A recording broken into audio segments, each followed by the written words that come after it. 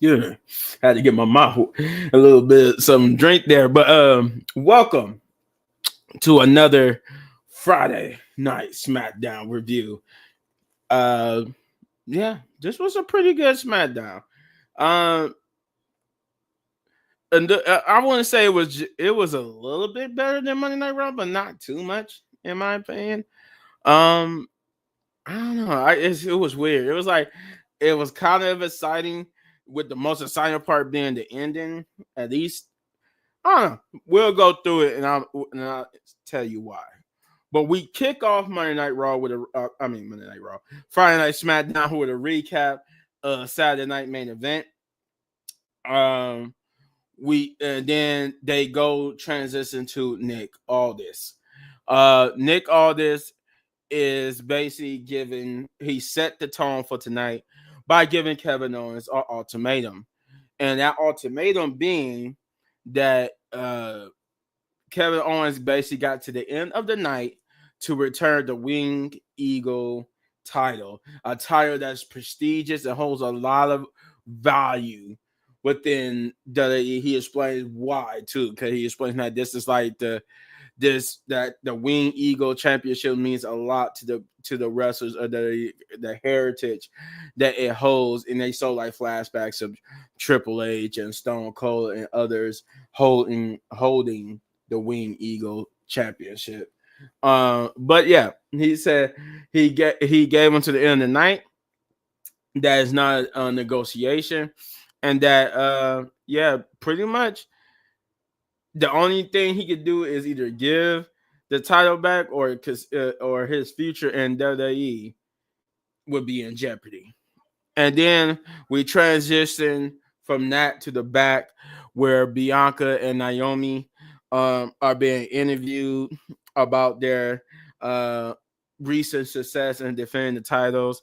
They have actually taken the side plates off of Naomi's title, and now she doesn't like they didn't even put hers on there. So it's just a regular generic WWE logo side plate now. And they basically said that they're gonna, continue to defend the titles, and that they haven't forgot about Jade, of course. Yeah. And that they both gonna hold the person, whoever attacked Jade, responsible. Whoever they attacked her, they're gonna hold them responsible for that attack and deal with them once they find out who that person is. But as for tonight, they said Naomi said that she's happy to have her girls back and to be in this tag team, the 6-woman tag team match. And she reveals that the third person to their team is none other than Bailey. And I like that every time Bailey comes on, you can see the uncomfortability of Bianca, though Bianca is just playing nice for Naomi because she loves Naomi, so she's gonna tolerate Bailey not to upset Naomi. And you can see that uneasy. She's like, "We cool, right?" And you can see what we call it, Bianca doing her best impressions of Sylvester Stallone in the Rock in the Rambo movies. She said, "Yep, we all good." that fake smile, and then they go out, and thus we get to the first match of the night, which is Bianca Belair, Naomi, and Bailey versus Nia Jax, Tiffany, and Candice LeRae.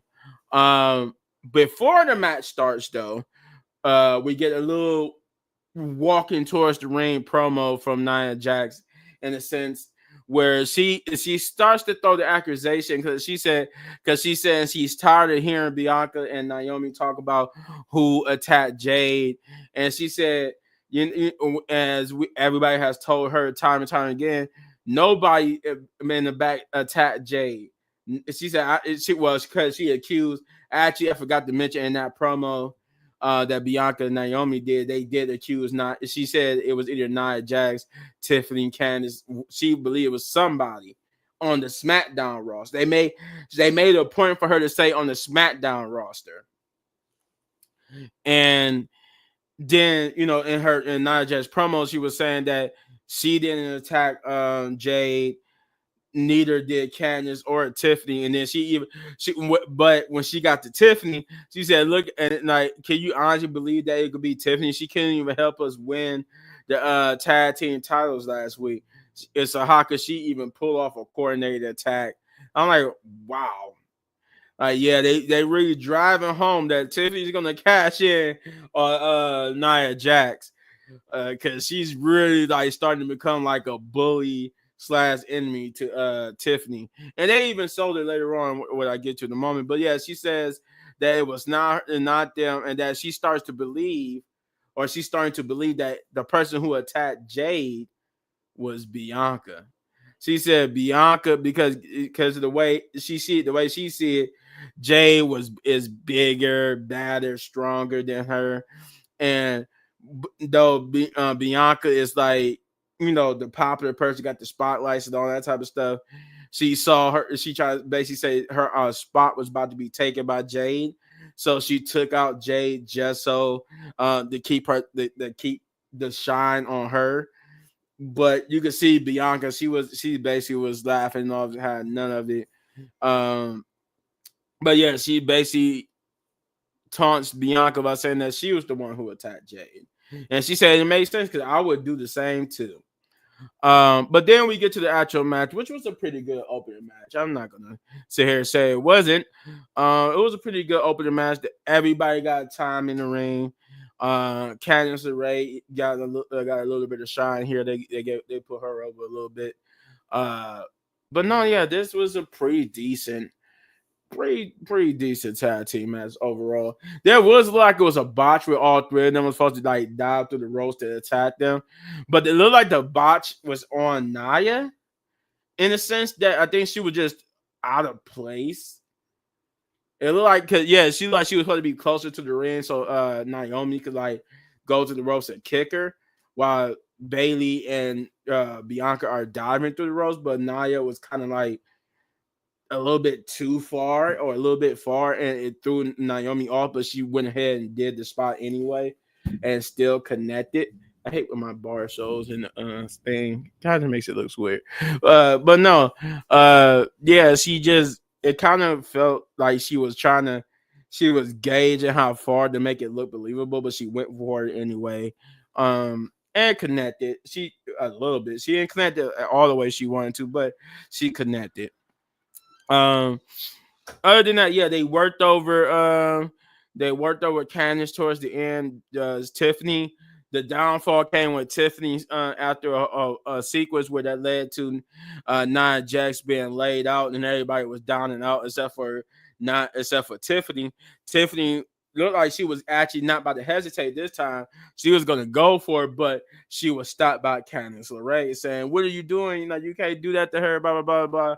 And they would get into it a little bit. She said, "I want to be champion." She said, "I want to be champion too." And they got to a little argument, but that'll lead to the winning opportunity for Bianca and them. And they would, I think, Candice was like the legal person, and she was the one who took the pinfall. Getting using the distraction of that situation, she would get pinned by Naomi.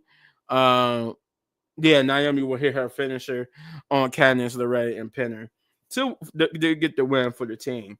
I think it was revealed for the next week's SmackDown, which would be the first. This was the last SmackDown that would be 2 hours. Next week's SmackDown will officially be a 3 hour show. And they revealed that Naomi will be going up against Nia Jax for the women's champion WWE Women's Championship. I couldn't get the full name right, but uh, nonetheless, a good promo. And then good match. And then we switched to Grayson Waller and Austin Theory arguing with Nick Aldis about the damages to the Grayson Waller effect last week. And they give Nick like an invoice, and he just looks at it and then goes, like, "I told you guys, if you're upset and want to blame somebody or give somebody an invoice about the damages to the Grayson Waller effect, you have to take that up with Braun Strowman." Speaking of which, you got a match with him pointing towards Austin Theory. So I think you need to spend less time in here and more time getting ready for that match, and they would lead to get ready for that match, and then Sami Zayn would come into the picture. I got a text message. I always get one. Stupid ad text. Anyway, no, yeah. So Sami Zayn will come in and talk to Nick Aldis. Not only is he there for, I guess, the trade window thing, but he's also there to talk to them about the bloodline attacking him on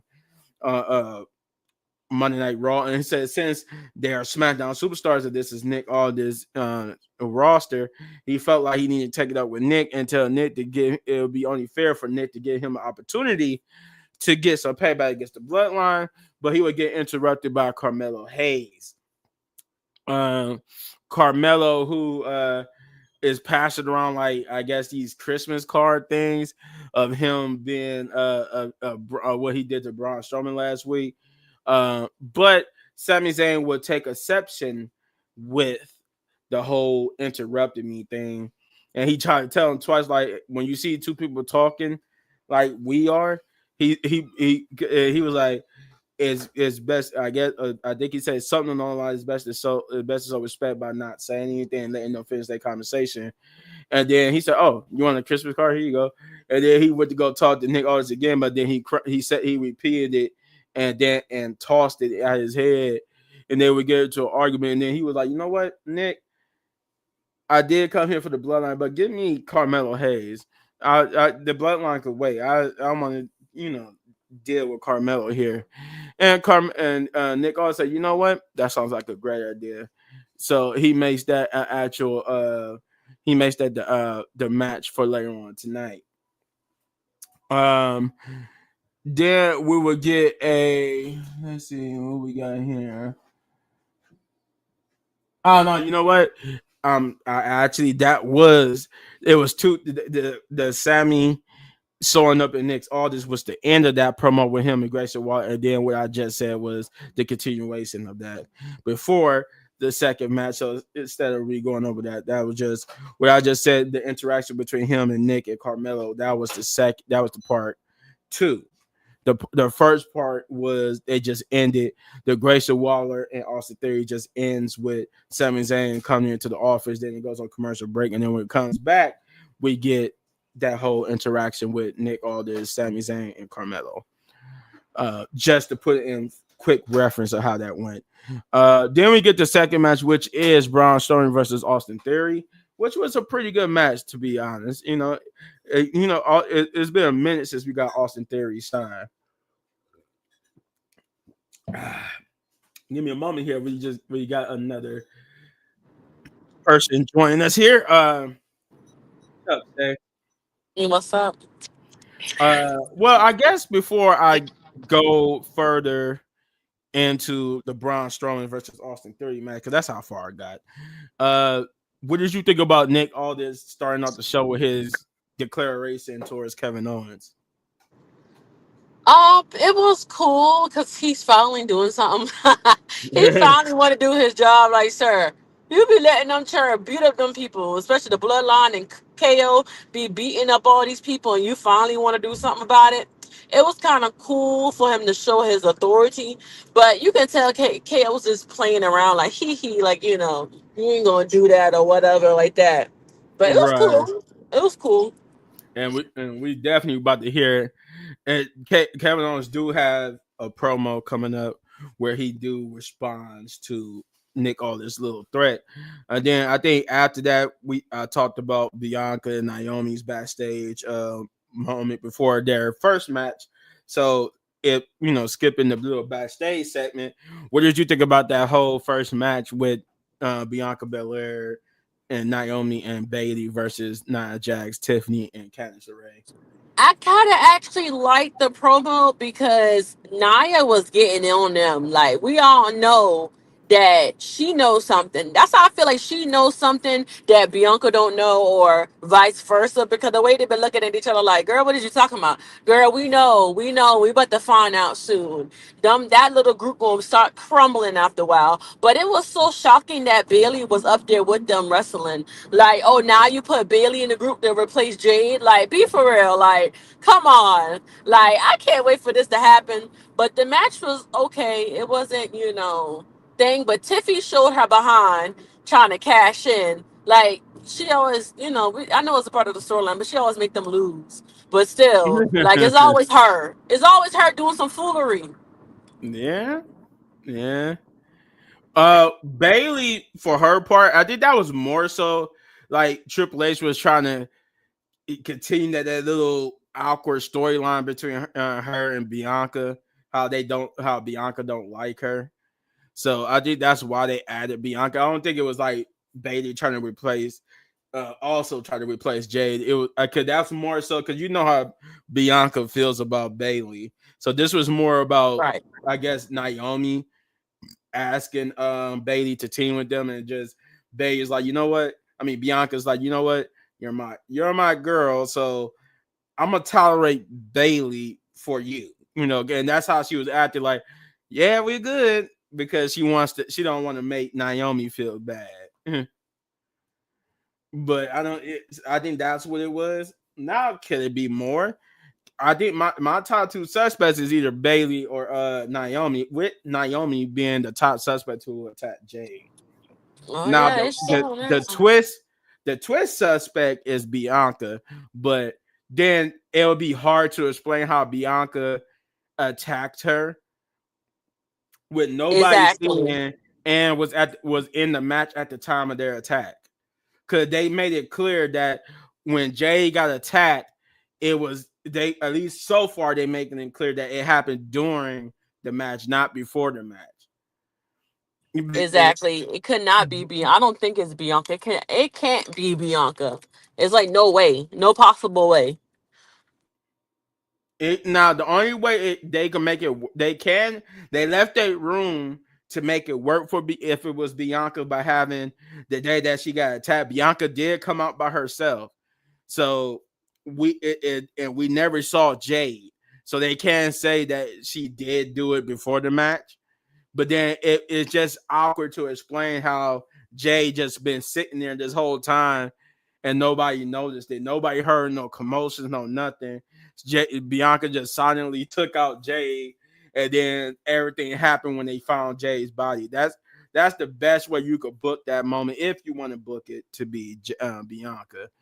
But Right. you still would have to explain the awkwardness of how it looked like it happened during Bianca's match, not before Bianca's match. So I don't know. Right. It makes sense if it was Naomi, because we still don't know the whereabouts of what Naomi was when the attack happened, and some of the other people. They definitely trying to make it seem like it wasn't after all the attacks, the sneak attacks that Raquel and Liv was doing. They making it obvious that it wasn't Raquel and Liv, because they saying, because they had Bianca say she believed that it was somebody on the Smackdown roster. I'm like, well, they specifically had her say too, like she know it was somebody on the Smackdown roster who attacked Jade. So I'm like, why would you put that as one of her lines? If not, you're trying to give us hints that it was a SmackDown superstar. And the only other SmackDown superstar we know is missing is Charlotte. So she is our surprise suspect, because she is a SmackDown superstar currently. But moving on, I said, okay, after Bianca and then one, I talked about Gresham Wilder and Austin Theory, blah blah blah, and yep, we're back.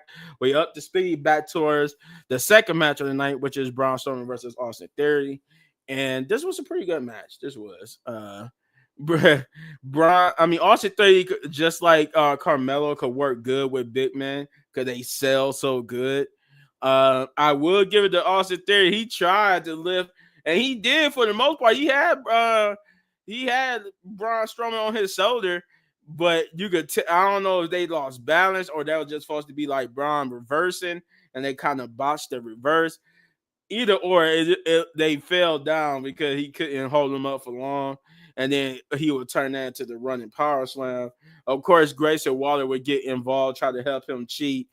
But Braun did. I think he ran him off into the crowd. Like Austin Theory ran into the crowd, but I mean not Austin Theory, but Grayson Waller ran into the crowd. But I think he came back after that and tried to interfere some more, but get taken out by Braun, and Braun would then end up winning the match.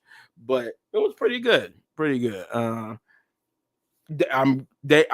do not. I would say when I get to that, but yeah, it just Braun Strowman versus Austin Theory was good. I'm guessing they still going to continue to feud with Braun and Carmelo.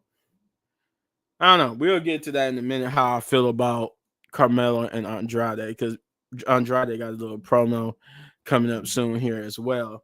But this is where we'll get to Kevin Owens' response promo. He was in his car as he's been usually doing. I will admit he's killing it with these like this take on these promos where he's not doing these promos in the backstage. He's like Car taking Chronicle. right. He's just taking the stands against WWE. I'm doing this in my car. And I'm liking that from Triple H. I'm liking Triple H different styles of approach, freshening up these promos, making these promos look different from the Nets. So I give him that. But in his car, he does say that Nick Aldis think it would be in his good interest, and he questions whether him and Nick have the same interest. But then he says that Nick Aldis want the Wayne Eagle Championship back. He said, fine, he can have it back, but there had to be him and Nick in the ring, no security, no stupid referees or officials or nothing, just him and Nick in the ring, and we could talk. Clearly after Nick already said that this wasn't a negotiation, but sounds like it was going to be the negotiation. And then we get Chelsea Green, and we get her promo, her championship celebration, which I thought should have happened last week, but we had to wait a whole 2 weeks after she wanted to get the celebration. 2 weeks? Wow. I said, she didn't, Saturday Night's main event was almost 2 weeks ago now. You didn't have her on the show for last Friday, but then you give her this Friday's as the championship celebration, which is kind of like a week too late, but whatever, better late than never. But I do like for the fact that she came out and basically celebrated, saying that knew that she was going to be here, that she kind of accepts the applause and adulation of the fans who wanted her to be there, but then she get to thanking people who helped her get to in that moment. So she put a lot of hard work and stuff and dedicated to win the title or whatever. And then she said, I had to thank one person who's been by my side, and she does that old running gag where they go and to the person to thank the person that's been by her side, in this case Piper Niven. And she said, the woman who stood by me, the woman who if she wasn't here, I wouldn't be where I am today as your first ever women's United States champion, which they made that she's the longest. She said she's the longest reigning, youngest, oldest. I'm like, how can you be the youngest and the oldest women's? I'm like, okay, I guess because she says she's the first women's women's United States champion. She's the first at everything. But she's like, she grabs Piper, and you think she's getting ready to thank Piper, but no, Chelsea is a Karen type character. So she goes, yeah, without her, I wouldn't be where I am today. And Piper's waiting for her acknowledgement, and she goes, and that person is me. And I'm like, oh my God. Okay. Why did you go do that to Piper though? And Piper just took it. She was just like, it's Chelsea. That's how she had that it's Chelsea look. So she understands what she means. All right, no, Chelsea is a narcissist. She's a narcissist. she was basically dissing you, Piper. But in the middle of her celebration, Michin would make her presence known, who is upset and claims that she would be, and rightfully so, because as we saw, Michin was about to win that match if it wasn't for Piper. But she mentions that, yeah, if it wasn't for Piper, I would be the first ever women's United States champion. And since you like to have a friend by your side at ringside, let me introduce you to my friend. I thought for a second there, I thought she was talking about somebody who was going to come out, like maybe B-Fab or somebody. But no, she was just talking about the candlestick in her hand. And she went, and at first she I guess like Piper went to go play defense, and Piper actually grabbed the candlestick and yanked it out of her hand, but I think Michin like kicked her and then grabbed the candlestick back and started beating her with it. And then she went to go try to get Chelsea, to which Chelsea was begging not to be beaten with it. And then Piper will pull out the ring with Chelsea screaming that this was her time, this was her celebration, her moment, and she's ruining it. They're calling her trash or whatnot. But as I suspected, as I called it, like I knew that Chelsea was going to win that Women's United States Championship, and I also called that her first title defense was going to be against Michin, and they pretty much setting that up to where Michin is going to be her first challenger. But before we move on, speaking of the Street Profits and B-Fab, Shay, what did you think of this Chelsea Green promo? It was hilarious. I'm surprised. Yes, she didn't think Piper, but I mean, we all know she wasn't going to dink her. Piper wanted to take that title from her. But I'm surprised that Michin came out though. I thought they was going to do like the promo a little bit longer, but I mean, that's what it is. Yeah, it is. But it was still funny though. It was still Yeah. funny that she's really playing like this Karen narcissist role. But hey, they also forgot that, because Zack Ryder is not in the WWE, they didn't really mention him. But she is also got one other accolade that they didn't mention, is that Oh that wow. Zack Ryder and Chelsea Green are the first ever couples women's and men's United States champions. They're the first couple to ever hold the same title, albeit, men's and women's, but still, it was the United States Championship. So that is also a real official thing. Um, DIY is Here in the we promo. go. Yeah, here we go. This is what I mean by the Street Profits. So DIY is backstage, still being a pompous ass and talking about how they, bragging about they win and covering the championship, they cradling it, they holding it, and then they would get interrupted by Nick Aldis. With who do you know? The Street Profits looking kind of upset. Now, of course, up until this point, it's a no-brainer who attacked the Street Profits. I mean, Right. I don't think honestly nobody didn't see that coming. I mean, if you really thought that it was anybody different than who I'm going to reveal it was, it did get revealed who attacked the Street Profits, but that came a little bit later. But here, at this point of the promo, this was just them being asking them, instead of accusing them. Nick Aldis just says, I'm going to ask you this. I'm going to ask you this one more time, and one time only. Did you or did you not have something to do with the attack on the Street Profits? And they, of course, says no.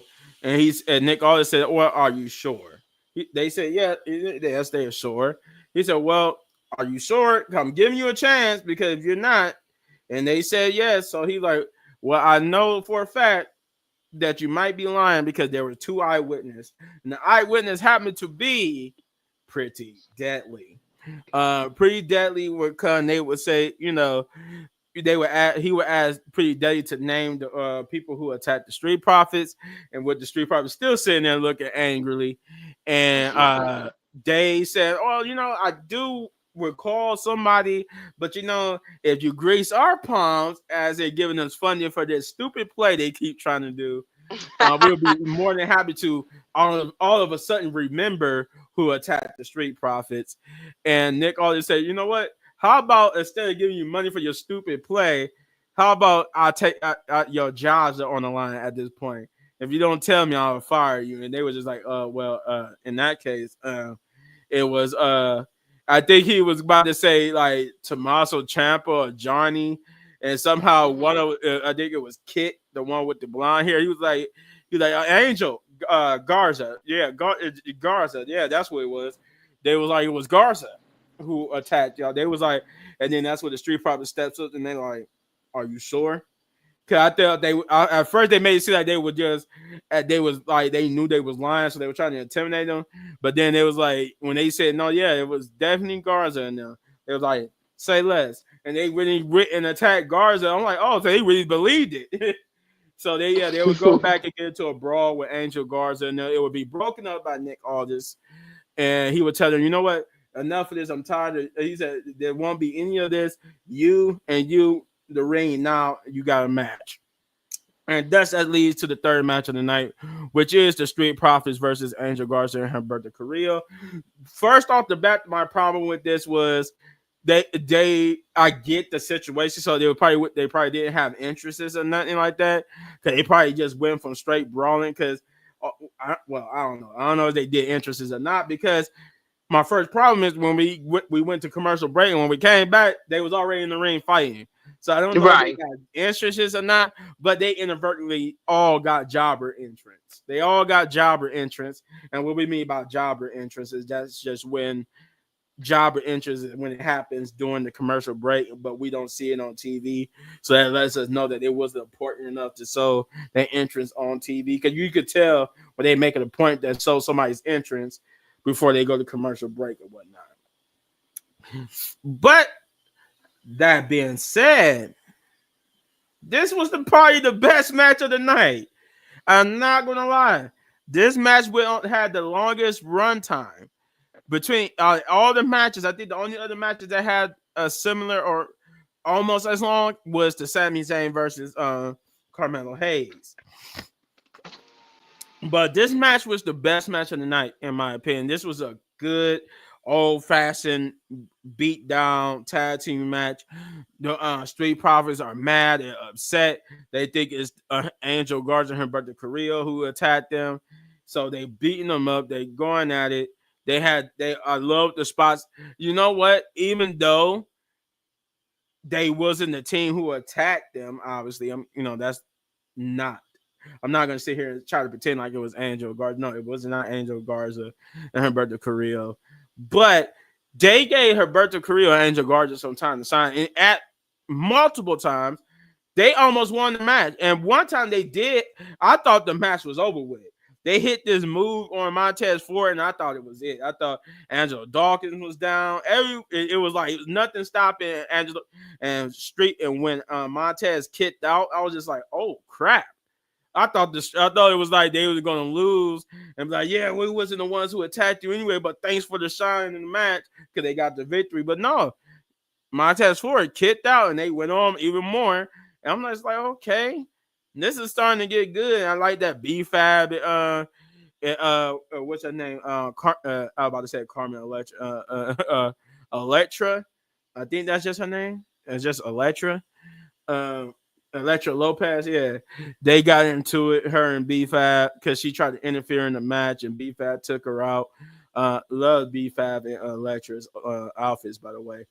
Uh, they saw us striking revealing a lot, but at least, well, for cause I think Electra's outfit was like a one piece, while B-Fab's bottoms was just like Electra's one piece. They both were very see through. But yeah, other than that, it was a pretty good match though. I like that how they keeping us reminded that both B-Fab and Electra are wrestlers, and they do know how to wrestle. I do, and it made me remember that Electra is like a powerhouse character. Like they treat her like they did with B-Fab. Both B-Fab and Electra are treated as powerhouses, so they got strength and power. Um, but in Montez Ford and them would come out with the victory. This would be the first time in a long time since I've seen Street Profits win a match. But it was pretty good. It was pretty good, and I liked it. I love that even though it was about the Street Profits and who attacked the Street Profits, they Mm-hmm. actually let Humberto Carrillo and Angel Garza get some shine here as well. Uh, But like I said, this was probably the best match of the night. This was a definitely 8 or 9 out of 10 match by itself. But Shay, what did you think of this tag team match? I know you love the Street Profits. Yeah, I like that. That jump was fire. I ain't gonna lie. That match was the longest match, and it was entertaining. It wasn't like it was, bad. And I like how my girl B Fab had, bop her in her head, cause who she gets on my nerves. I mean, oh my god, that girl get on my nerve. Be standing up on the thing and doing all this, trying to do all that foolishness. It's good that Right. they won. Right. Hopefully, they can get a rematch. Even when they go on Raw, they can get a rematch for some type of match or something. I don't know, but it was pretty good. It was good, good fight, good fight. Yeah, pretty good. I can't lie. This is the part where I was referring to. We get a video package by Andrade, and he was just talking about how Shinsuke Nakamura came in, took his spot, came out of nowhere, took his title opportunity, and that he had that's his problem with him, and that now he's basically it's like he's interjecting himself. I know there's still Shinsuke and which we call it LA Knight is still in a feud together. So now he's Right. interjecting himself into this, saying that he also got a problem with Shinsuke Nakamura, which I can tell this is going to lead to a triple threat between LA Knight, Shinsuke, and Andrade at some point. That's what it's like it's going. But my problem with this is we're just gonna forget that Carmelo Hayes and Andrade had this amazing six like NBA Finals match. But I said 6 because LA Knight ruined the 7th one. The 7th one was going good until they went with that bull DQ finish. But yeah, like if you think about it, it didn't really go nowhere. It only went somewhere. It went nowhere for Carmelo. Now Carmelo just in a feud with Braun Strowman for no reason. Um, while Andrade is still somewhat like it's better on his end, 'cause at least he's still involved with the United States, because that's what it was supposed to be leading to. Him and Carmelo supposed to be fighting their way to the United States, and at least he's still involved. But it's just like if you think about it, if it wasn't for that they keeping him involved in the picture, what would Andrade and them be doing? Like before Andrade interjected himself in it, he wasn't doing nothing. This was just about LA Knight and Shinsuke Nakamura, and then he just injected himself. He just started injecting himself into their feud because he had a bone to pick. But before then, this was just like it was all for nothing. And I still think it's all for nothing for Carmelo, and it's somewhat all for nothing for Andrade. Like even though he's in the United States Championship picture, this had not. What about Carmelo? I actually feel like this would be a 4-way feud. Instead of Carmelo being in a feud with Braun Strowman, him and Andrade should be having problems with Shinsuke Nakamura just as much as LA Knight, and all of them should be feuding for United States Championship. But I'm not the booker, Triple H is, but I still think that's a big oversight. Then we'll get the continuation of DIY. This time they would address Pretty Deadly, saying what do they want. You can see them like looking and making sure nobody's around. Like what do you want? What are you angling at? And they're like, we're not angling at anything. It's just a good old saying. You scratch my back, I'll scratch your back. You scratch my back. And they was like, we're not gonna be scratching anybody's backs, but you looked out for us. Tommaso said we'll look out for you. And you're like, okay, we gotcha. And then afterwards, they would get like after they walk away, they'll get bumped into like I guess which was the Street Profits, and then they would say, you know what? Thank Pretty Daddy for telling us about Angel Garza and her brother Kirill. Uh, we we really appreciate it, stuff like that. They say, yeah, don't mention it like at all. Don't mention it at all. Like, and you can see they was nervous and stuff, and you could tell they was nervous because they was lying to their teeth, and then they was like, well, all right, whatever that was, and then they would they would continue walking, talking about they got to talk about this tag team situation, and they would get interrupted by Motor City Machine Guns, who said that if you think you're the ones next in line for a title shot, then you're mistaken because we're the ones in line for a title shot. You guys gotta go to the back of the line. They said the back of the line. They would start getting into an argument, and then out comes Apollo Crews, who could have came out. The only problem is, you know how long it's been since they got attacked. Where were you at, Apollo Crews? Yep. But the reason why I say this is because Apollo Crews says you're both being played. It wasn't Humberto Carrillo or Angel Garza who attacked you. It was DIY. And I'm like, well, no crap, it was DIY. We all knew it was DIY. The freaking Sun knew it was DIY. But the thing is, like Corey Graves even pointed out, where have you been this whole time? Because he said he knows for a fact because he's the one who witnessed it. He witnessed the attack. So I guess it was Apollo Crews and Pretty Deadly who witnessed the attack. And they all knew it was DIY, but everybody's just now coming forward. And I'm just like, of course, I knew Pretty Deadly wasn't going to tell the truth. But Apollo Crews, my man, where have you been at with this information? But anyway, it was just a weird promo. And it was funny, but yeah, he left them in shock with Montez Ford just keep saying, what?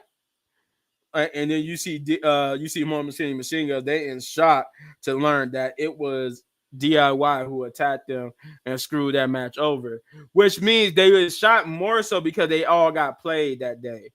That means they got attacked just so Motor City Machine Guns would give them their opportunity. They lost their title, so they realized this was all a plan all along. All of the plan, and then with his dang on glasses on, acting like he cool with his hair slicked back. Well, at least we got one attack out the way. We know who attacked the Street Profits. Now we just got to find out who attacked Jade Cargill. We will get to the fourth match of the night, which is Sami Zayn versus Carmelo Hayes. This is the other match. You can say this was like the main event match. It wasn't the main event, but it was the main event match because this was the final match of the night. And it was pretty good. It was pretty good. Like I said before, this was like the second longest match of the night.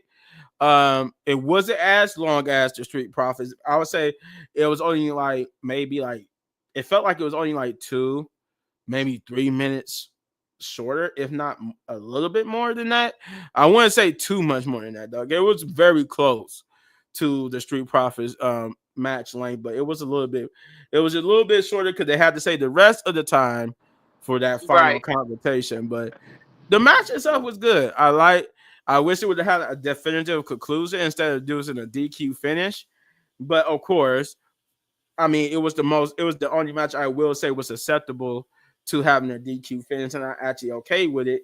I just whether or not it happened because they use it so much. Like on Monday, we got 2 back-to-back DQ finishes, and now we just got the regular DQ finish, just one match with one. So I'm just like, yeah, I'm all tapped out on the DQ finish stuff. But the match itself was good. Sami Zayn had some good moments. He still played up the lingering issues, but it seemed like he was more healthier this time.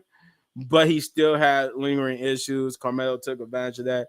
They had a good back and forth. Melo had some good time to shine. At a couple of times he had the match won, but Sami majority had the match in hand, as up until the point where Carmelo knew that he was going to get beat, so he just rolled out the ring, went up at the rap, was just like, nah, forget this match, I'm not doing it. Braun Strowman's musical hit. This is what I mean by he's going to continue being in the feud with Braun Strowman, because Braun Strowman, even though he would just have a match with Austin Theory and think you was about to move on from Carmelo to Austin Theory, and no, he comes out and continues his feud with Carmelo. He would chase Carmelo. It looked like he was trying to pick Carmelo up to bring him back to the ring, but Carmelo would get out of it and run backstage, and he would chase him. So Sammy's DQ came in the form of, I don't know why. This is the part that I don't get. You would think the referee was counting. And when Braun put his hands on Carmelo, that should have been DQ. It should have been Carmelo wins by DQ because he put his hands on because Braun put his hands on Carmelo. But no, the DQ came when Sammy got attacked. by the bloodline from a referee who was clearly not counting, and they just waited for their bloodline cue, and then he rang the bell. So I'm like, so what? I'm like, what? You should have been. Oh my god! But okay, I guess Sami Zayn wins by DQ, even though the DQ should have happened a long time ago. But okay, at least a count on the Exactly. DQ. But I'm like, I was so confused. I'm like, so Sammy wins by DQ, but it should have been Carmelo who wins by DQ because Braun put his hands on Carmelo first. Hmm.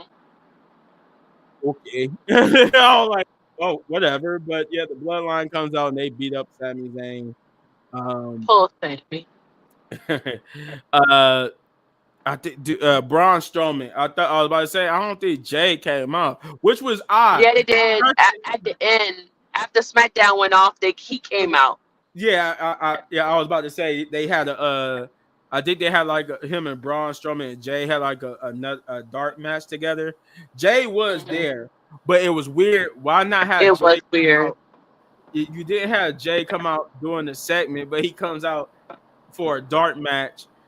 Right. But the person where I was trying to get at is the person who made the save or tried to was Braun Strowman.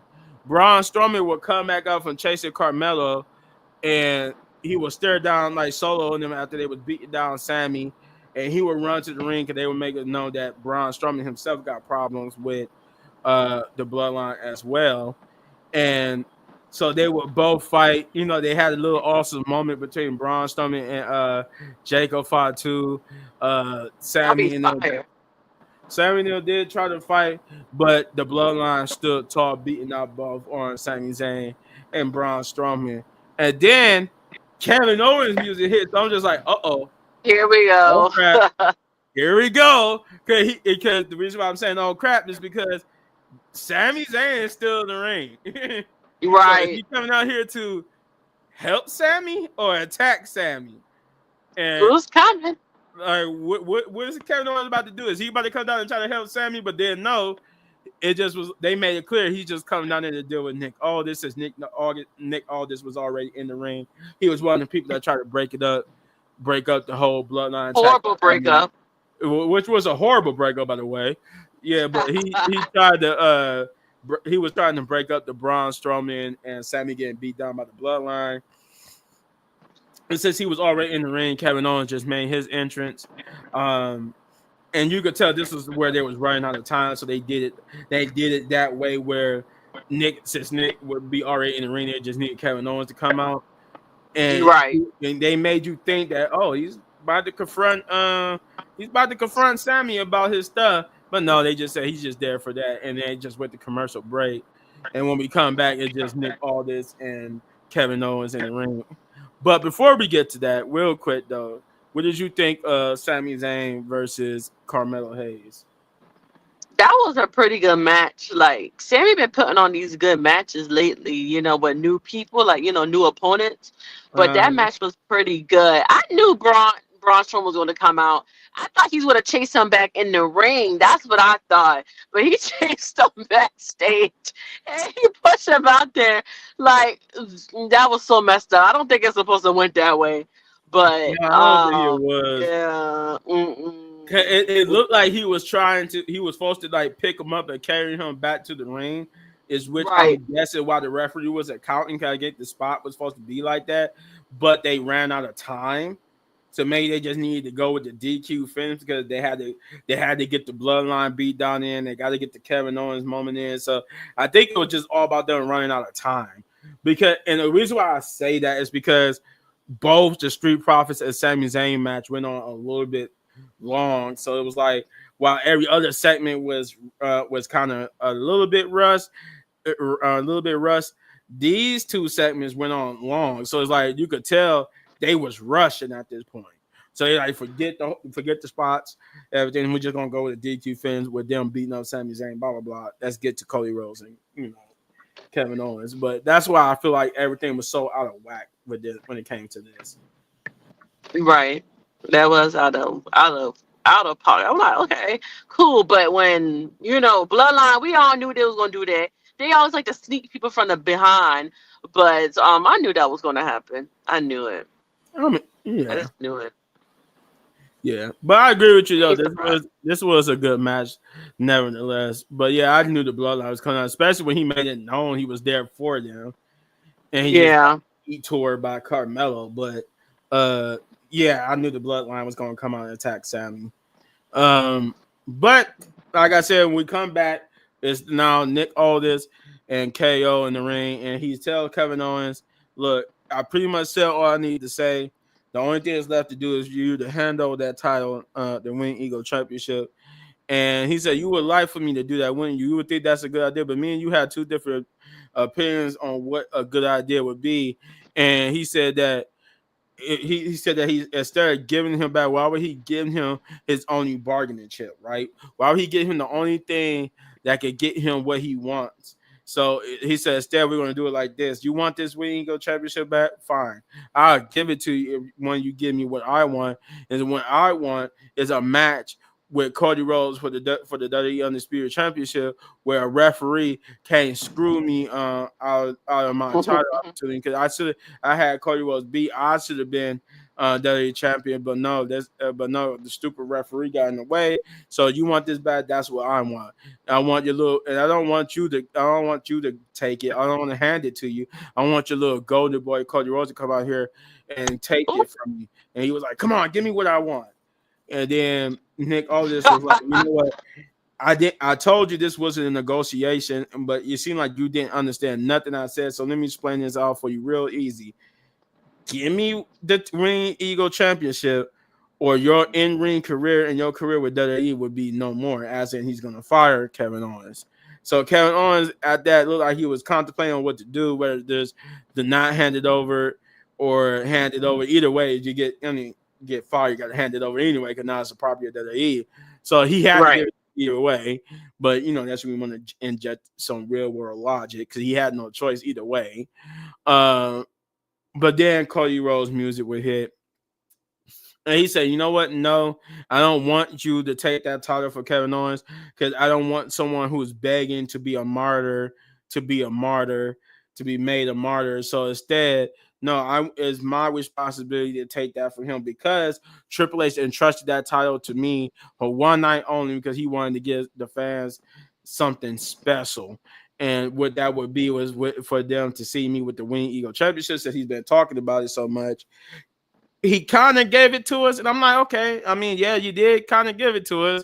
We did want to see Cody Rhodes bring back the Wing Eagle Championship. He did for Saturday Night Main Event, but no, he So he said, and then he talks about how Kevin Owens and how he been throwing around all these indisputable facts and stuff. So now even Cody Rhodes is starting to admit that, okay, so like he started to admit what we all be talking about, how Kevin Owens and Drew McIntyre, all these people got points, and they make all these points. Even Corey Graves mentioned it at one point, like how come everybody like Kevin Owens and Drew McIntyre are vilified for having good points.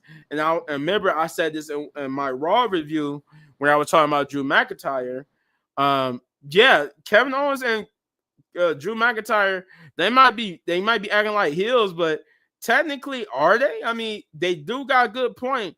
If you're my best friend, why are you teaming up with the guy that almost basically tried to kill me and destroy my career and take my livelihood away from me? Or if you're Drew McIntyre, why are we praising CM Punk when CM Punk left the company? He pretty much said, "Screw us as in the fans, and screw WWE." And he tried to actively use his popularity and voice power to get WWE destroyed, and it kind of worked, because after all that, people was not liking WWE. People was signing with CM Punk. People was loving AEW, because AEW is what WWE should be, and all this type of stuff. So it was like, in a way, CM Punk was doing what Seth Rollins accusing him of. He did try to destroy WWE. So it's like, why? And then when it comes to Roman Reigns, why are we praising Roman Reigns? Roman Reigns has not changed. They did not change Roman Reigns' character. Roman Reigns is still heel Roman Reigns. He wants the Udo follow back. He never apologized to Jay, Jimmy, or Sammy. The He, Ufalafa. well, yeah, as LA Knight said, the Ufalafa. that night. That was funny. I'm crying. But yeah, in a sense, everybody got a point.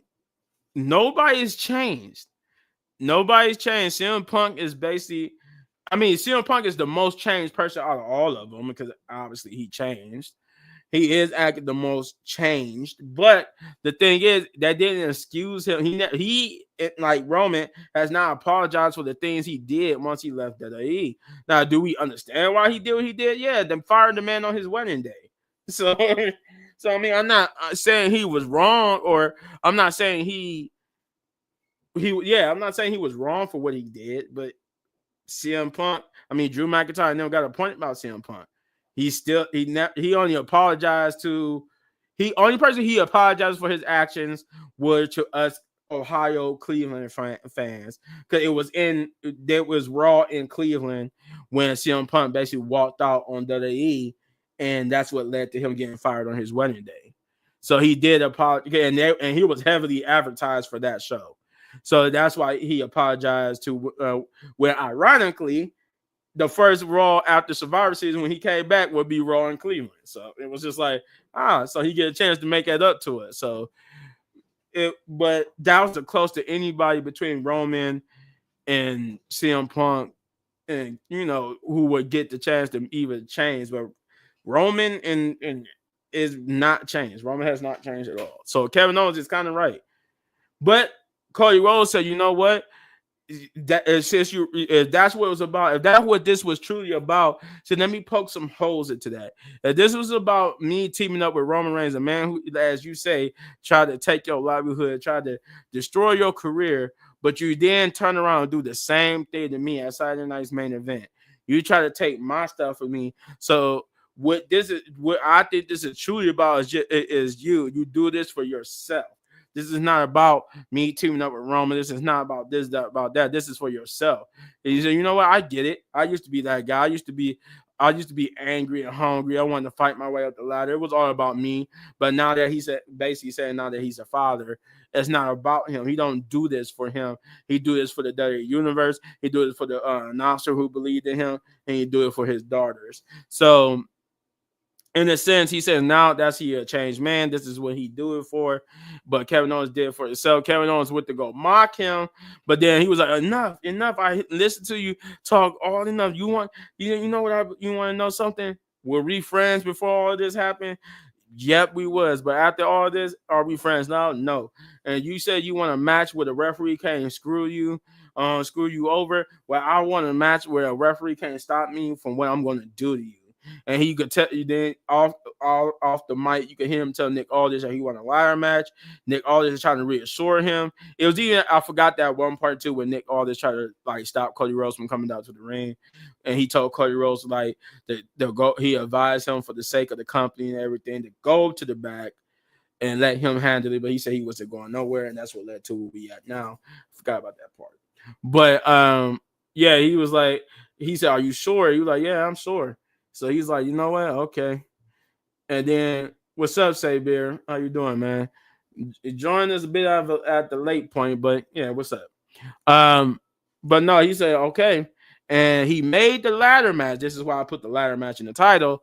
He made the ladder match for the Royal Rumble. And at the Royal Rumble, it would be Kevin Owens versus KO and a ladder match for the WWE Undisputed Championship. And Cody Rhodes going back to that as being his responsibility to take that title from him. So he says, with that, I want you to take my title, take that title, hang it up high above, and I will take it. That's how he's going to take it. He wants not only his title, but he wants the Wing Eagle title to be hanged up there too, so that when he wins, he's going to take the title from Kevin Owens. And then ironically, I seen a picture on Facebook where I guess I think that was Facebook, or it might have been in the chat. I don't know. I seen a picture where Cody Rhodes did take the title in a cage match. Like him and Kevin Owens had a cage match at the house show, and he had both titles in hand. So Yeah, I think that was Madison Square Garden. He had both titles in yeah. hand. So and we know how house shows go. And you know why I hate that they promote Madison Square Garden so much like an event, but then don't let us see it. We have to hear about it afterwards, like how Dominic Mysterio went up against CM Punk, and we had to see it as video recorded footage from fans putting it on YouTube. I'm like, why promote this and then not let us see it? But yeah, so Kevin Owens, Cody Rhodes says that, and he gets into the ring. He like, yeah, that's what I want. He said, so fine, I'm good with that. And he said, and he tried to shake Cody Rhodes' hand, but Cody Rhodes just stares at Kevin Owens, and Kevin Owens just like, it's fine. And he acted like he was going to get out the ring, but then he pushed Nick Aldis into Cody Rhodes. And I'm like, Nick, you just had a horrible time today and stopping people from doing stuff. He would try to, like, he was on the ground going like this, trying to stop Kevin Owens. And Kevin Owens, for a minute, I think he did like hit him in the back of the head, but then he stopped, and then he did like 2 or 3 more times. And then finally was stopped, and he would get out the ring and say, "I'm the true champ." He said, and was banging his head against the top. "I'm the true champ. I'm the true champ. I'm the true champ." And D word. I'm like, okay, all right. They getting a little bit more assy with the cussing, preparing for that Netflix. And they could kind of do that on USA, because USA does allow cursing in their shows. Like if you watch any show on USA, that they can't say like the B word and the F word and the S word. So yeah, because I think now on Sci-Fi and on USA they allow them to say the S words, so the S word now too as well. But yeah, pretty much a good promo. What the Saber said. I still want to call you versus all this. Let me get to that. I'm gonna get to that on that. There's been rumors going around, but yeah, Shay, what did you think about this Kevin Owens and Cody Rhodes promo? Oh my eye. It's something. There's been something in my eye this whole video, and I cannot get it out, and it's bothering me. I thought Shay was with us. I was waiting on her response. Oh, say it. What you say? My bad. No, I was saying, what did you think about Cody Rhodes versus Kevin Owens? No, Um, Cody Rhodes and I Kevin Owens. knew, I knew he was gonna come out. That wasn't surprising, but he cut that promo. He cut that promo. If he want to do it, we can do it. I want a ladder match, and that John, I was surprised. That was good, but what I wasn't surprised at, what KO did, sneak attacks. But I kind of like the storyline they're going with KO with the title, because they did that a couple times to a lot of stars with the title, and I was supposed to win and I'm carrying the title. Like, so that's kind of cool that they're making KO like they're making him real heel right now. But Mhm. we know he might not win. But it's still a good heel moment, really heel. Yeah, it was. It was a good heel moment. I like how he ended it, calling Cody Rhodes a B word and stuff like that. That was pretty cool. Um, to answer your question, to answer your thing though about your fantasy booking of Cody Rhodes versus Nick Aldis, there are rumors that Nick Aldis might get back in the ring and feud with Cody Rhodes for the title. That's if Cody Rhodes make it that far, because there's also rumors that that Cody Rhodes could be going up against John Cena at WrestleMania for the WWE Championship, with John Cena winning and breaking Ric Flair's record, setting the record to be 17-time world That'll champion. be fire if that happens. If he fights him for that, that's gonna be. I don't know. WrestleMania this year gonna be good though. That's gonna be so good. And I can see this being how Cody turns heel. I can see that. I can see how this could be Cody turns heel, and we could end up getting Nick Aldis versus Cody Rhodes in a feud. But yeah, that's the rumors going around right now. Uh, it was a good feuding promo. Yeah, it was. It's a good feuding promo. Kevin is an old school heel, loving it. Yeah, he is. He's an old school heel. He said nobody cares about Cena, dude. Hey, I do. Hey, I care about Cena. Shay cares about Cena. Yeah, I like Cena, you know? I mean, it'll be good if he goes after the other title, like, the wasn't it the Intercontinental? No, United States, he never won. It was no, you was right. It was the IC. He never He won needs the to go IC. after that. That would be cool too. No, he's one of the people who helped make the United States Championship what it is. So no, he won. That was the title he won before he ended up winning the WWE Championship. That was the first title he customized into the spinner belt. The first spinner belt he had was the United States Championship, and then when he ended up winning the WWE Championship, that was the second title he customized into a spinner belt. So yeah, he's won the and he won that. But come on, Sabier, how was Cena being a 17-time world champion ruin wrestling? I don't understand how that would ruin wrestling. At this point, if we're going off of how Triple H has been doing things, it would only make sense that Triple H would want to break that record to have a new person hold the record. Just like how he used Roman Reigns and like the New Day and all of them to break records. This would be the same thing here. This would be in line with Triple H with using John Cena as a way to be the new Ric Flair, as in the sense of now instead of talking about beating Ric Flair's record of 16-time world champion, now we got to beat John Cena's record of 17-time world champion. So I think that's a fitting end to John Cena's career, especially as John Cena is retiring in 2025. He needs to do two things before he retires. He needs to win the IC title and the WWE championship or a world championship to break the record. So I mean, I don't get how that would ruin wrestling, but he said, "And no yeet in 2025." Oh wow. We'll see. Saber, you're done, okay? We're gonna go ahead. Okay, thank you.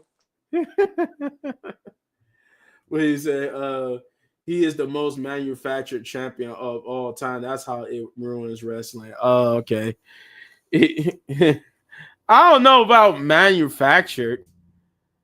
I mean, I kind of agree. Cause I mean, in the beginning, yeah, but no, because it felt right with him beating JBL for the title.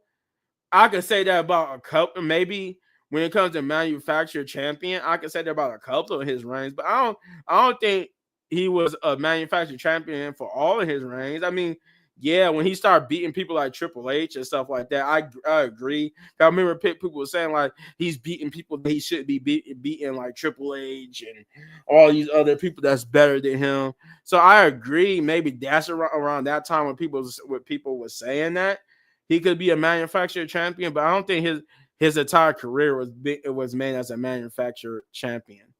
But then you could say that about The Rock and Stone Cold.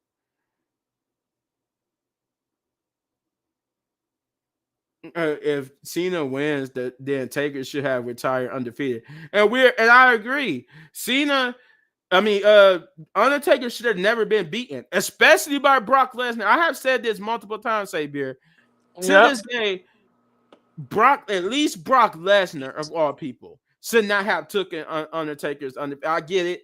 Undertaker he chose Brock Lesnar. That was the whole point of him going to the UFC and watch Brock Lesnar's fight and stuff, because they were saying that was around the time when he chose that if Brock Lesnar come back to the WWE, that he wanted Brock Lesnar to take the undefeated streak. But I don't think it should have been Brock Lesnar. If anything, it should have been like someone like Braun Breaker. It should have been like Braun Breaker, or Bray Wyatt. Those are the two people I could see who could actually use and it would benefit from defeating the Undertaker. So yeah, I agree. Undertaker should have either retired undefeated, or he should have been defeated by someone like Bray Wyatt or Braun Breaker. But I don't think him being defeated by Brock Lesnar was a good choice. So I would agree on that, him sort of being retired. Cena was force fed to us for years. Fans actually hated that dude. Yeah, no, that's what I was talking about. Nobody hated him when he first became WWE champion when he beat JBL, but fans did hate him when he started beating like a couple of reigns in. Like when I think they started to hate him when after like maybe I want to say his fourth or fifth time becoming WWE champion, because then he was beating, or it was like one of them when he had like a long reign and he was beating people like Triple H and Carlito. Like it was people that he could have put over or at least made them look good, and he wasn't doing it. And it was stuff like that. Like that's when I started hearing the Cena hate. I started hearing the Cena hate like around the time he beat Triple H. Like before he beat Triple H, nobody hated him. But after he beat Triple H, I started to hear people, because people were saying like they had Triple H winning that first time they actually fought for the championship. They had Triple H winning that championship, but then he won, and that's why I started hearing like, "Oh my God, Cena is beat Triple H. He shouldn't have beat Triple H. Triple H should have beat him." Or this after, and every person after that, or that person should have beat him. That person should have beat him. We tired of Cena. He's force fed to us, but it wasn't like that at the beginning. The Rock and Stone Cold were skilled ring technicians. Cena is not. That's the difference. Yeah, yeah, and I would give you that. You're right. The Rock and Stone Cold are skilled ring technicians, but they're still manufactured champions. You could tell Vince wanted to put the titles on both of them. So it was the same thing like with Cena, in the sense of those are three people that Vince wanted the championship on them. It didn't feel like the only difference, the way we knew he won the championship on him, but he made it where it felt right in the story to put the championship on. Like when when Cena beat JBL, it felt right. It felt like that was the right way to go with John Cena, because everybody wanted John Cena to beat JBL after what JBL had done to John Cena. So okay, when The Rock won the championship, or when Stone Cold won, it felt right for their feuds for them to win the Right. championship. So it felt right, but you also knew that Vince was pushing for that too. So that's why I say, and as we're saying, John Cena is a manufactured champion. Well, that's so is Undertaker, so is John Cena, so is Stone Cold, so is Hulk Hogan. Uh, Triple H to a certain degree, Batista. Uh, Only person I won't say is Rey Mysterio. Rey Mysterio was really like we had to fight hard just to push Rey Mysterio and Eddie Guerrero, because Right. Vince did not see Eddie Guerrero or Rey Mysterio as future world champions until we got Nope. behind them. Well, So I Kofi won't. Kingston too.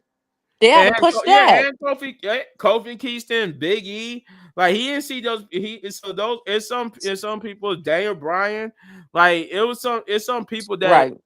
we could tell that he didn't want them to be champion, but became champion. But you knew he wanted John Cena. He wanted Triple H. He wanted Batista. He wanted The Rock. He wanted Stone Cold. You wanted Hulk Hogan and all and the such Bret Hart. Like Bret Hart to a certain extent. I won't say all the way, but Bret Hart to a certain extent. But like,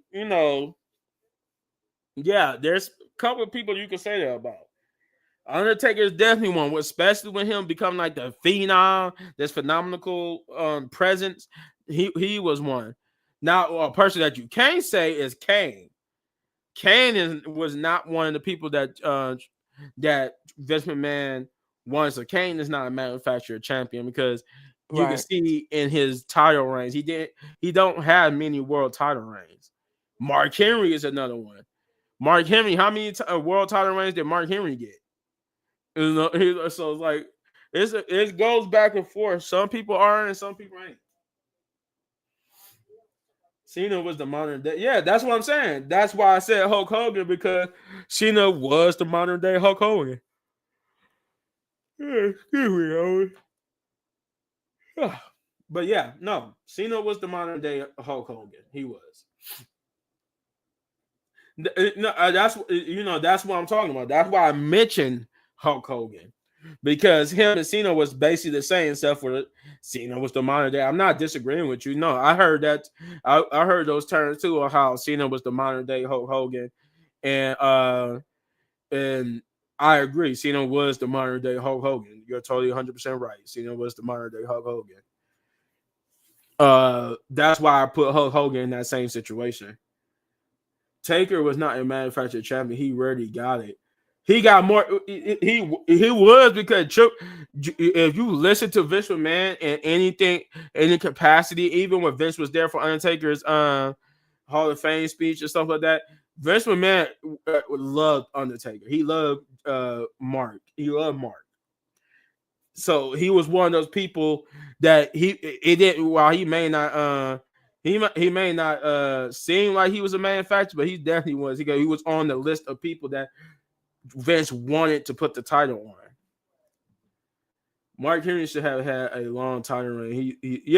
That's why I said Mark. You could tell he did not like Mark Henry or some of the people that I named that he did not like because Mark Henry, like Kofi Kingston and Big E, did not get long title reigns. They did not. I think the same year that Mark Henry won that title, he lost that title to Big Show and then Randy Orton. I think he got it back from Big Show, but then he beat Randy Orton. Randy Orton beat him, and we never got to see him as champion again. He never even got to make it to WrestleMania. So I'm like, so that's how you could tell. Yeah, certain people he liked and certain people he don't like. Chelsea Green so fine. She blew my mind 69 times. Oh God. Overall though, the show was pretty good. Pretty good. I would say it was better. It was better than Raw because it had two matches that was better than what the Raw matches put on. So I'm gonna give this a 7 out of 10. This was a 7 out of 10. So yeah, 7 out of 10. Because I can't give it a 6 because that would put it as the same as Raw. And I think I gave Raw like a 6 out of 10. But this was definitely a 7 out of 10 show. Nothing too exciting happened, but we did push storylines along. For the most part, everything was enjoyable and was pretty good. There was little botches here and there, but it wasn't a bad show. So yeah, 7 out of 10 for me. This was a 7 out of 10 SmackDown. But Shay, what did you think? What is your score for SmackDown? A 7. Yeah, see, it was a 7. It was a 7. Seth freaking Rollins. You know what? That would be freaking awesome. If this is the real Seth freaking Rollins. If this is the real Yep. Seth freaking Rollins, this would be like a dream come true right now. And he's about to give us the most shine ever. So just in case, what's up, Seth freaking Rollins? Yep. But no, 7 out of 10. It was a 7 out of 10 for me, and 7 out of 10 for Shay too. So pretty good. Man, I hope so. If that's the case, hey, Wrestling Pit Podcast, shout that out. We're the ones. I give it a 7 also. Plus Chelsea wearing that dress made it to an 8. Liberty for all. Oh, this is gonna be good. This is gonna be good. CM Punk, Phil Jack Brooks. oh man. But that's all I got. That's the show for you guys. Rumors here and there. Don't believe the leaks about the Royal Rumble. I don't know. We don't know for sure. So if there are leaks for the Royal Rumble, so I advise you to be careful when you're on Twitter, Instagram, Yep. Facebook, TikTok. There are leaks for the Royal Rumble just in case they're true. So don't go looking for them. But if you enjoy this content, well, let's get some shout outs ready. Over here to my co-host. My co-host, this Seth freaking Rollins guy is getting me. He's throwing me off my game.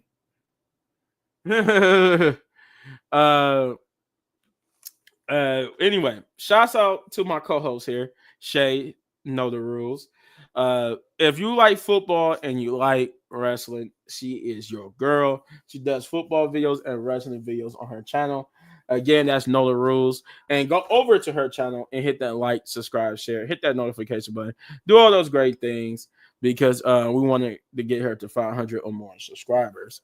Uh, uh, Self, you turn on the shield, you just a trash. You just as trash as fun. How that makes sense. Oh God, we getting the war of the fans in the comments. Oh my God, I'm crying. crying. They here arguing.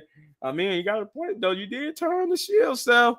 It's kind of a low ball there. You created Roman Reigns. But no. So with that being said, get over to Shay's channel and hit those buttons for her.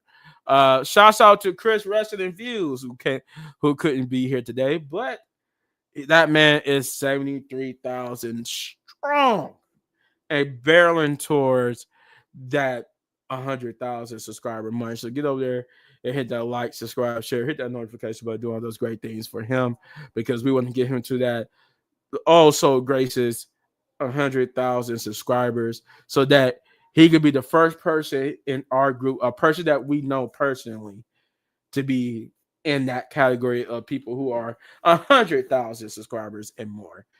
So that way it can set the path for me, for Shay, and the rest of the Pit podcast to go as well. But again, that's Khris Wrestling Views. Get there, hit that like, subscribe, share, hit that notification button, do all those great things for him. Shouts out to Shane, aka Punch, aka Thanos. Shouts out to Big Bro Hector. Shouts out to Jeff, who's been getting a hard time with YouTube lately.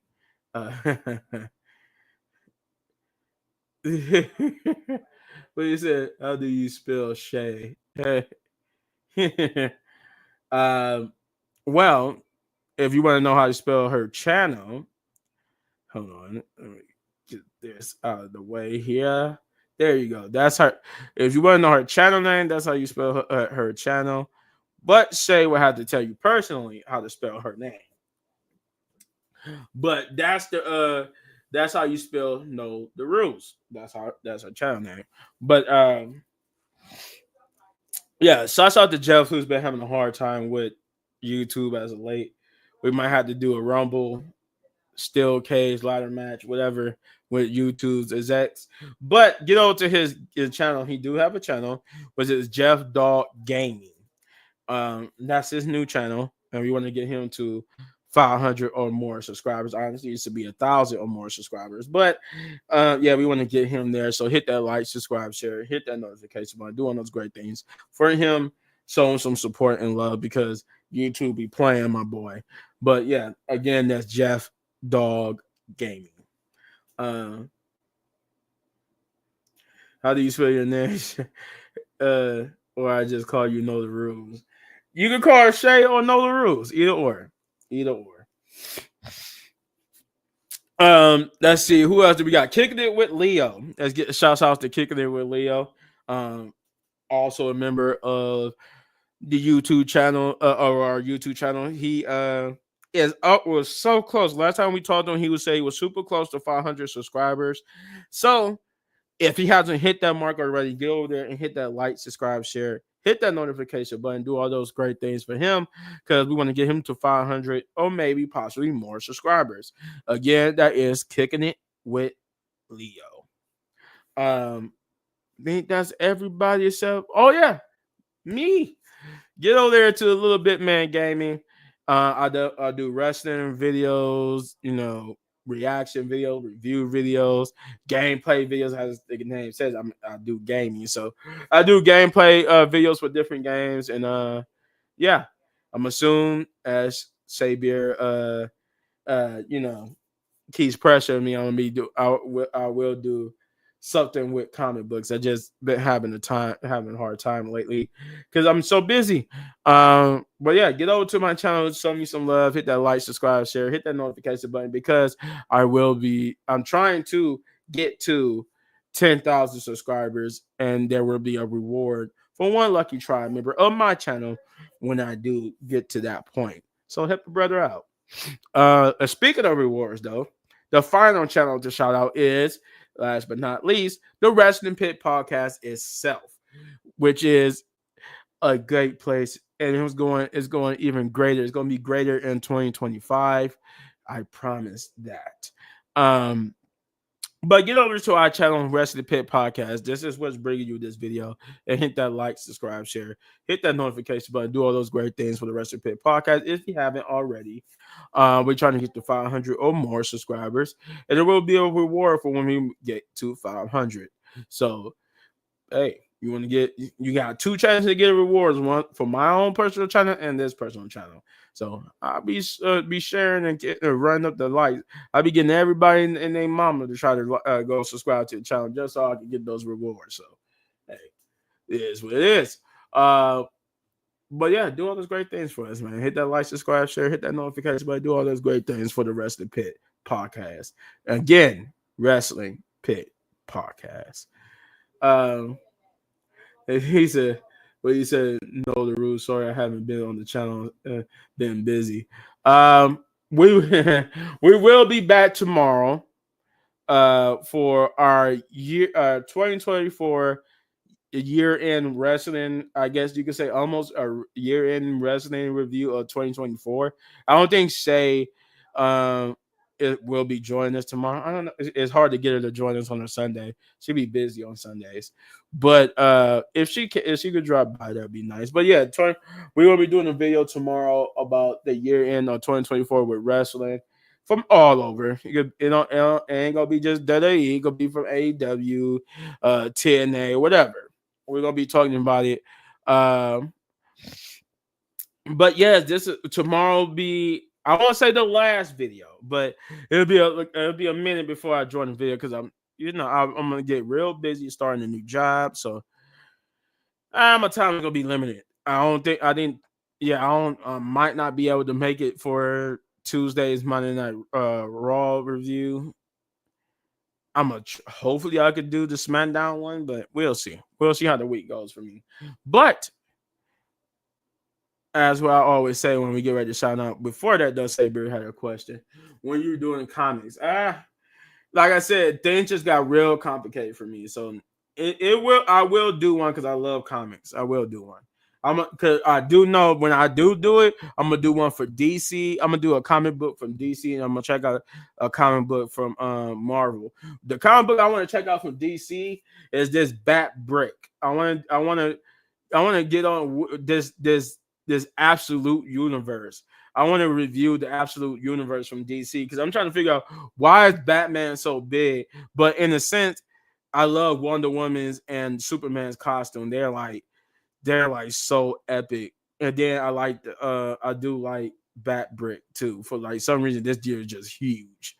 I'm like, Batman didn't need to be that huge, and now he's just going to be this huge hulking Batman who has a literal construction truck at his Batmobile. I'm just like, Jesus Christ. Yeah, starting in 2025 off with moralized bit. I'm not trying to lie, but no, I do want. That's the comic books I have in mind. Though I'm gonna when I do a comic book video, it will be about the absolute. The first one I will be doing for sure is the DC comic books of the absolute universe, reviewing what those uh absolute Batman is good. No, I'm not. No, I'm not trying to say he was bad. I'm not trying to say he was bad. I'm trying to say it's just like this dude look like he's been taking Bane's venom. Like Jesus Christ, that man is huge. No, I'm not saying he was bad. I'm just praising it. So, but with that being said, we're gonna get out of here and enjoy the rest of our Saturday. But you know how we do. There's only one way we gotta sign out, and that's by saying Wrestling Pit Podcast, baby. Yes, yes. We love you guys. Bless. See you tomorrow. And hey, and every day after that into 2025. Peace out.